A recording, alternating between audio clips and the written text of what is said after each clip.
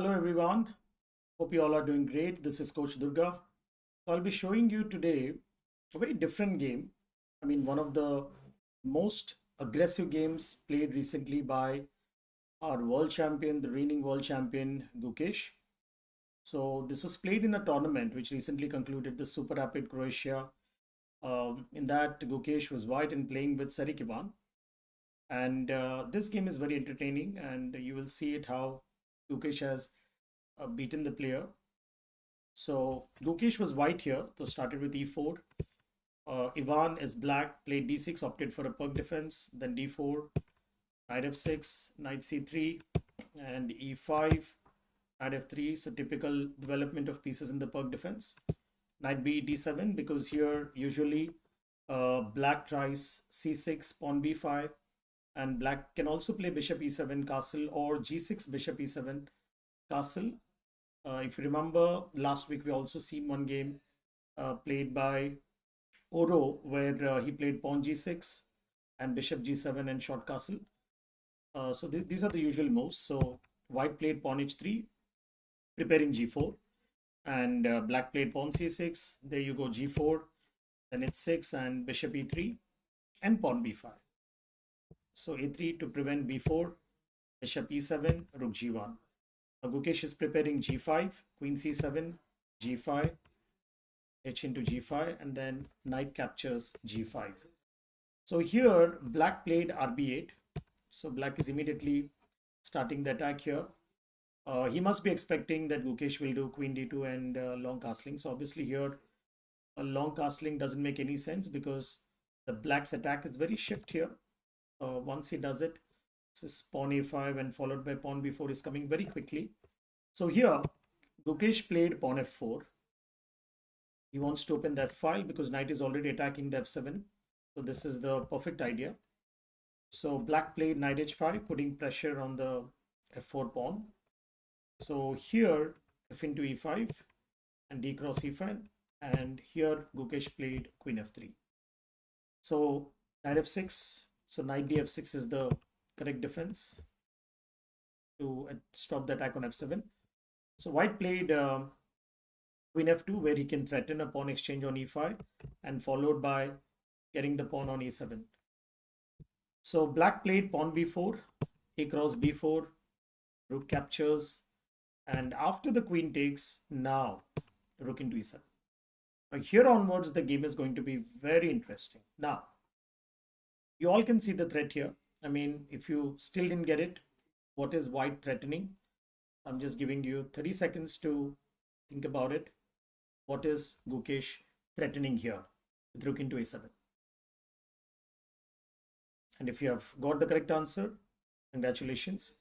Yes, he's threatening rook into e7, followed by, if the queen takes, then he can play bishop c5. So he has to block it. So he blocked with bishop b7. And here you see the interesting move from Gukesh. We will think here that we'll play something like bishop d3 here. But Gukesh played a decoy, bishop c4. He wants to deflect the rook from this file. And if he doesn't accept the decoy, then obviously bishop into f7 is coming. So rook takes bishop, and now rook into b7.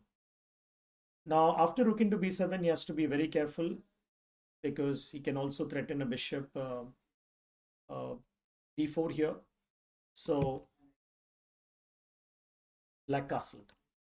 After castling, and another interesting thing here is he could also threaten here knight f3 if it is his turn. Whether he castles or whatever he does it, you have knight f3 coming up. And once knight f3 comes, then he can play rb8 check, and then he can also get the rook in a skewer.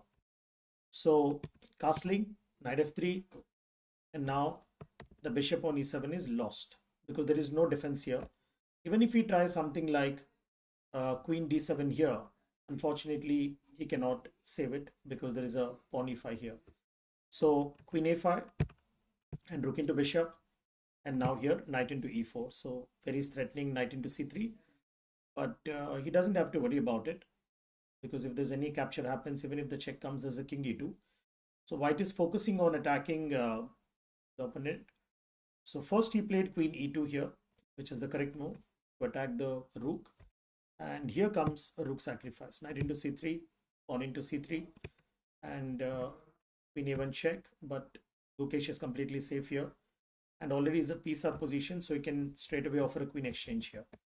And here again, after this, he cannot capture with knight into c3. It's obvious because he can pin the knight with queen on d2. So queen a1 and then queen d1 is the correct idea to transpose into a winning endgame. So queen into c3 and then king e2, and now comes queen b4 attacking the rook. So rook into e4, because this knight is very strong here, and is also threatening this knight fork, and as well as with the black's move of queen here is also attacking the rook.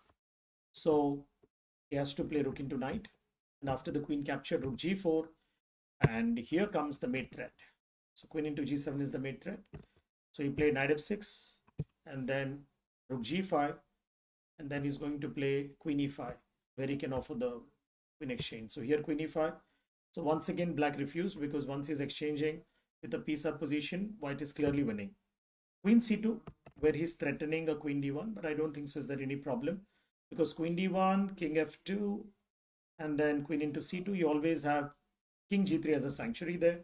So he just ignored it and he continued with the mate threat, and queen d1 check, king f2, queen into c2, and after king g3, unfortunately now there's no defense for the mate threat on g7 square.